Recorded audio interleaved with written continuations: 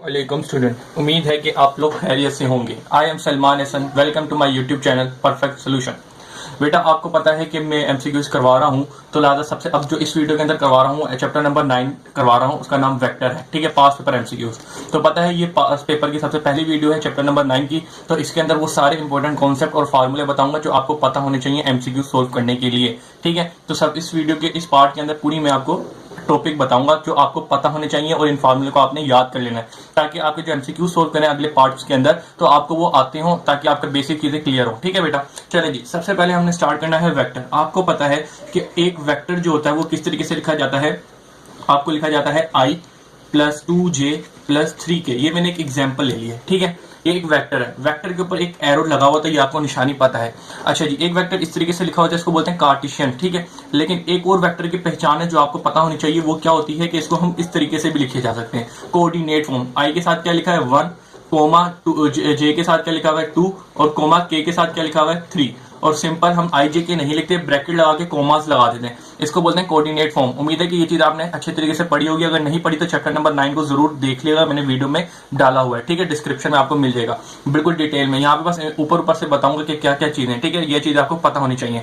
ठीक है जी, चलें जी, सबसे पहले वाली बात तो हो गई है। अब इसके बाद क्या है, हम लोगों को पढ़ना है a प्लस बी। ठीक है, वेक्टर के अंदर होती है एडिशन, तो वो चीज करनी चाहिए। तो सबसे पहले a वेक्टर ले लेता हूँ। a वेक्टर है मेरे पास i plus 2j plus 3k। ठीक है, और एक बी वेक्टर ले लेता हूँ। बी वेक्टर बराबर है ले लेता हूँ 2i माइनस 4j और प्लस 2k ले लेता हूँ। ठीक है, सिंपल मैंने ये चीज ले ली। अब मैंने कहा मुझे a प्लस बी मालूम करके बताओ, तो सिंपल आपको ये वाली बात पता होनी चाहिए कि i के अंदर, j के अंदर और k के अंदर ही ऐड और सब्ट्रैक्ट होता है। तो सबसे पहले i लिखा है तो मैंने i लिख दिया, प्लस 2j लिखा है तो j लिख दिया, प्लस 3k लिखा है 3k लिख दिया, पूरा वेक्टर a लिख दिया।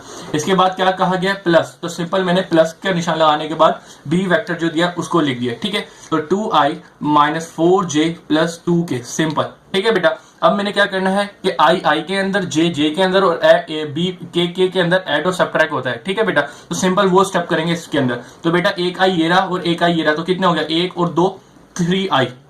फिर इसके बाद है 1 और ये कितने हैं 2j और ये माइनस 4j। तो आपको पता है कि 4 के अंदर 2 निकल गए तो आपके पास माइनस का 2j बच जाएगा। अब जरा देखें 3k और प्लस 2k, तो आपके पास यहाँ पे आ जाएगा प्लस 5k। इस तरीके से आपने क्या मालूम कर लिया, a प्लस बी वेक्टर। ठीक है जी, अब हमने क्या मालूम करना है, एक चीज तो ये हो गई। अब इसके बाद अगर मैंने बोल दिया a माइनस बी मालूम करके बताएं मुझे, तो a मालूम बी मालूम करना भी बहुत ही ज्यादा आसान है। तो उसको देख लें किस तरीके से, क्योंकि छोटी छोटी सी बातें जो आपको पता होनी चाहिए, इसलिए मैं समझा रहा हूँ। ठीक है जी, सबसे पहले a वेक्टर है, तो a वेक्टर आपके पास ये दिया हुआ था, आपने लिख लिया i plus 2j plus 3k। ठीक है, सिंपल। इसके बाद क्या था कि माइनस लिखा है तो आपने माइनस लिख दिया। ठीक है, माइनस के बाद बी वेक्टर लिखना है तो बी वेक्टर लिख देता हूं। ठीक है, तो 2i minus 4j plus 2k, simple. बेटा यहाँ पे मैंने क्या किया, ये ब्रैकेट लगा दिया, क्यों बाहर था माइनस, तो लिहाजा माइनस के लिए अंदर की सारी साइनें हो जाएंगी चेंज। तो मैं अगले स्टेप के अंदर इसकी क्या करता हूँ, साइनें चेंज कर देता हूँ। ठीक है, तो कर देते हैं। सबसे पहले i plus 2j plus 3k ऐसी का ऐसी रहेगा, क्यों, क्योंकि इधर तो कोई माइनस नहीं था, लेकिन ये माइनस अब अंदर साइन चेंज हो जाएंगी। तो ये माइनस 2i माइनस ये प्लस 4j और प्लस 2k। ठीक है बेटा, सिंपल। सॉरी, ये प्लस का था तो यहाँ पे जाके ये माइनस का हो जाएगा। ठीक है बेटा, इसको माइनस का कर लेगा। अब आपको पता है आई के अंदर, जे के अंदर और के के अंदर ऐड और सब्ट्रैक्ट होता है, तो वो कर लेते हैं। एक आई ये रहा और ये एक आई है, तो दो में से एक आई चला गया तो माइनस का आई बच जाएगा। क्यों, क्योंकि यहाँ पे आपके पास ये लिखा हुआ था माइनस 2 जो था माइनस के साथ था। अब बताए एक 2j और 4j, तो ये प्लस 6j हो जाएगा। 3k और माइनस 2k, तो 3 में से 2k चला गया तो मेरे पास 1k बच जाएगा, सिंपल। ठीक है, तो ये आपने क्या मालूम कर लिया, a माइनस बी। ठीक है बेटा, चलें जी, उम्मीद है ये चीज भी आपकी क्लियर होगी। अब दूसरी जो चीज हमने इंपॉर्टेंट टॉपिक पढ़ना है उसका नाम है कॉम्बिनेशन। ठीक है, क्या नाम है, कॉम्बिनेशन। ठीक है, अब कॉम्बिनेशन ऑफ वेक्टर क्या होता है, उसके अंदर बेसिकली हमें इस तरीके से दे दिया जाता है ए बी, इसके दरमियान में कोई भी चीज नहीं होती। ठीक है, आपको अगर ए बी मालूम करना हो तो ए बी मालूम करने का सबसे आसान तरीका ये है कि बाद वाले को पीछे वाले से माइनस कर दें। ठीक है, तो बी लिखा हुआ है, बाद में बी लिखा है और पीछे क्या लिखा है ए, उससे मैं क्या कर दूंगा, माइनस कर दूंगा, सिंपल। ये आपने काम करना है। तो लिहाजा बी वेक्टर आपके पास, अगर ये दो वेक्टर को मैं सपोज करूं तो पहले बी वेक्टर लिख देंगे, फिर माइनस करके माइनस लिख देंगे और फिर ए वेक्टर लिख देंगे। ठीक है, चलो मैं लिख कर दिखाई देता हूँ, 2i minus 4j plus 2k, simple. और बाद में क्या लिखा है, माइनस a, तो पूरा a वेक्टर लिख दूंगा। अब इस स्टेप में डायरेक्ट ही कर देता हूँ, एक स्टेप नहीं बढ़ाता कि साइन चेंज हो जाएंगे। तो ये माइनस का i, ये माइनस का 2j और ये माइनस का 3k हो जाएगा। सिंपल। अब आपको पता है आई के अंदर, जे के अंदर और के अंदर ऐड और सब्ट्रैक्ट तो सिंपल कर लें, तो ये 2i और ये -i, तो दो में से एक चला गया, आपके पास सिंपल 1i बच जाएगा। अब ये -4j और -2j, तो ये आपके पास यहाँ पे क्या आया -6j, आपको पता है माइनस माइनस प्लस हो जाएगा। इसके बाद है 2k और -3k, तो आपको तीन में से 2k माइनस कर 2 कर देंगे तो आपके पास सिर्फ माइनस का 1k बचेगा, ठीक है, क्योंकि बड़ी वैल्यू माइनस की है तो ये माइनस कर देगा। इस तरीके से आपने b माइनस a मालूम कर लिया है। ठीक है बेटा, ये कुछ बातें थी जो आपको पता होनी चाहिए। अब इसके बाद जो एक इंपॉर्टेंट चीज है वो नया टॉपिक है, उसका नाम है मैग्नीट्यूड। क्या नाम है? मैग्नीट्यूड। अब मैग्नीट्यूड निकालने का जो तरीका है वो बेसिकली ये है कि मैग्नीट्यूड को पहले सिंबलाइज कैसे करते हैं। सबसे पहले मैं एक वेक्टर ले लेता हूं a, ठीक है, a वेक्टर ले लिया i plus 2j plus 3k। अगर मैंने बोला मुझे इसका मैग्नीट्यूड मालूम करके दो, तो इसके साथ ये दो लाइनों की, इसको बोलते हैं मॉड्यूल, और इसको पैरेलल लाइन भी बोल सकते हैं। दो जो पैरेलल लाइन लगी हुई है या मॉड्यूल लगा हुआ है, तो इसका मतलब होगा कि हमें इस वेक्टर का क्या निकाल के देना है, मैग्नीट्यूड मालूम करके देना है। ठीक है, सिंपल। तो मैग्नीट्यूड मालूम करने का तरीका जो है बेसिकली बेटा बड़ा ही आसान है। वो क्या है, आपको क्या लेना है, स्क्वायर रूट लेना है। ठीक है, आई के साथ जो लिखा है उसका स्क्वायर, आई के साथ कुछ नहीं लिखा तो 1 होगा। जे के साथ जो लिखा हुआ है उसका स्क्वायर करना है, सिंपल स्क्वायर कर दें। के साथ जो लिखा हुआ है उसका स्क्वायर कर दें, तो 3 का स्क्वायर, और ये हो गया प्लस। ठीक है, इनको सब क्या करना है, आई के साथ, जे के साथ और के साथ जो चीजें लिखी है उनका स्क्वायर करके सम कर देना और होल के ऊपर स्क्वायर रूट ले लेना है। सिंपल, ये आपका मैग्नीट्यूड निकल के आ जाएगा। ठीक है बेटा, तो 1 का स्क्वायर लिया 1, 2 का स्क्वायर लिया 4 और 3 का स्क्वायर किया 9 आ जाएगा मेरे पास। अब इनको सिंपल ऐड कर ले तो ये कितना हो जाएगा, 9 और 1 10, 10 और 1 14। ठीक है बेटा, सिंपल आपका मैग्नीट्यूड निकल के आ गया है। मैग्नीट्यूड निकालने की ट्रिक यही है कि बेटा आई के साथ, जे के साथ और के साथ जो भी चीजें लिखी हो उनका स्क्वायर कर ले और होल के ऊपर स्क्वायर लगा दें, ये आपका मैग्नीट्यूड निकल के आ जाएगा। और मैग्नीट्यूड के साथ ये दो बार की लाइनें लगी होती हैं जिसको मॉड्यूल कहते हैं। ठीक है बेटा, ये हो गया मैग्नीट्यूड निकालना। अब हम लोगों ने क्या करना है, अब थोड़ा सा हमने सीखा था मैग्नीट्यूड निकालना। अब मैग्नीट्यूड निकालने के बाद है यूनिट वेक्टर। आपको अक्सर ये भी आता है कि यूनिट वेक्टर मालूम करके दें, तो यूनिट वेक्टर मालूम करने का सबसे आसान फार्मूला ये है कि इसके ऊपर कैप होती है, ठीक है, और a vector divided by magnitude of vector. ठीक है, सिंपल सा फार्मूला है। तो अब मैं आपको एक वेक्टर देता हूं, उसका यूनिट वेक्टर निकाल के दिखाता हूं ताकि ये आपको निकालना आ जाए, और ये आपको एमसीक्यूज में भी करना पड़ेगा, तो लाभ आपके लिए आसानी हो जाए। सबसे पहले वेक्टर का फार्मूला याद कर लें।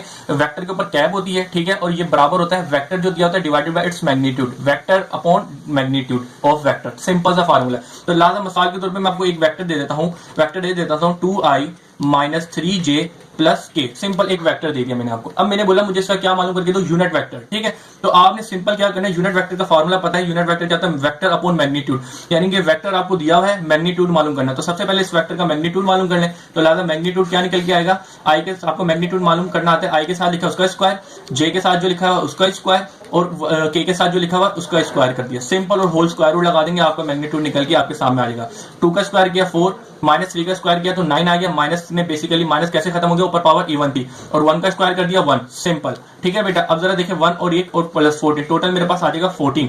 ये क्या निकाल लिया, मैग्नीट्यूड। आपको क्या मालूम करना था, यूनिट वेक्टर। तो यूनिट वेक्टर बेसिकली किसके बराबर होता है, वेक्टर अपॉन मैग्नीट्यूड। तो मैग्नीट्यूड, अब बस इस फार्मूले के अंदर वैल्यू पुट कर दें। वेक्टर आपको मैंने क्या दिया हुआ था, ये जो दिया हुआ था इसको लिखें 2i माइनस 3j प्लस के, ठीक है, डिवाइडेड बाय इट्स मैग्नीट्यूड। तो मैग्नीट्यूड आपने क्या निकाला है, 41 अंडर रूट। सिंपल। तो ये आपने क्या मालूम करके दे दिया, यूनिट वेक्टर मालूम करके दे दिया है। ठीक है बेटा, सिंपल सा फार्मूला यूनिट वेक्टर निकालने का। यूनिट वेक्टर का बस फार्मूला आप याद कर लें, वेक्टर अपॉन मैग्नीट्यूड। अब इसके बाद हम लोगों ने पढ़नी है जो चीज है वो है मल्टीप्लीकेशन इन यू वेक्टर। तो उसके अंदर जो दो बेसिक फार्मूले वो हैं ये वाले, a डॉट b, ठीक है, और दूसरा है a क्रॉस b। ये दो वेक्टर हैं, दो फार्मूले जो आपको पता होने चाहिए, लेकिन सबसे ज्यादा जो आता है वो ये वाला आता है। ठीक है बेटा, तो इसको भी जरा समझ लें। a क्रॉस a होता है एक डॉट b और एक होता है a क्रॉस b। बेसिकली दो मल्टीप्लीकेशन होती है। तो a डॉट b बराबर होता है मैग्नीट्यूड ऑफ a और magnitude of b multiply by cos theta. ठीक है जी, और उसके बाद ये वाला है a क्रॉस b, किसके बराबर होता है, मैग्नीट्यूड ऑफ a और मैग्नीट्यूड ऑफ b, और यहाँ पे मल्टीप्लाई होता है साइन थीटा। ठीक है बेटा, ये वाली बात हो गई। अब यहाँ पे अक्सर एमसीक्यूज आते हैं कि एमसीक्यूज आते हैं जो आपको पता होना चाहिए कि कोस, एक चीज होती है एंगल होता है 90, ठीक है, एक बोलता है 90 एंगल और इसको बोलते हैं परपेंडिकुलर। ये दोनों नाम से अगर दो एंगल दिए हों, मिसाल के तौर पे ए वेक्टर दे दिया ए और दूसरा वेक्टर दे दिया बी, इन दोनों के दरमियान में 90 एंगल बन रहा हो तो इसको हम कहते हैं परपेंडिकुलर भी कह सकते हैं। ठीक है, ये वाली आपको बात पता होगी, लिहाजा दोबारा मैंने एक्सप्लेन कर दी है कि क्या कि दो एंगल के दरमियान में 90 का एंगल हो, इसको हम परपेंडिकुलर भी कह सकते हैं। इंशाल्लाह जब इसके एमसीक्यूज आएंगे तो आपको ज्यादा आसानी होगी। बस ये बातें आपको याद होनी चाहिए, ये वाला फॉर्मूला।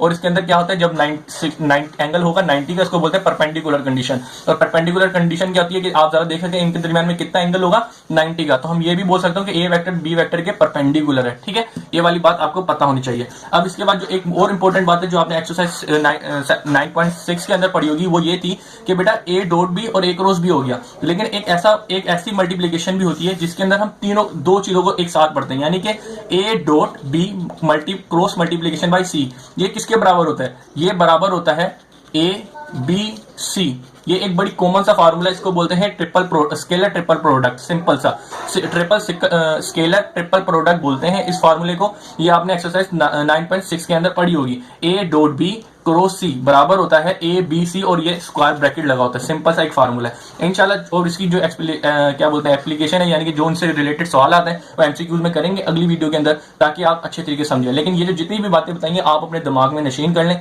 ताकि आपको आसानी हो। अल्लाह हाफिज।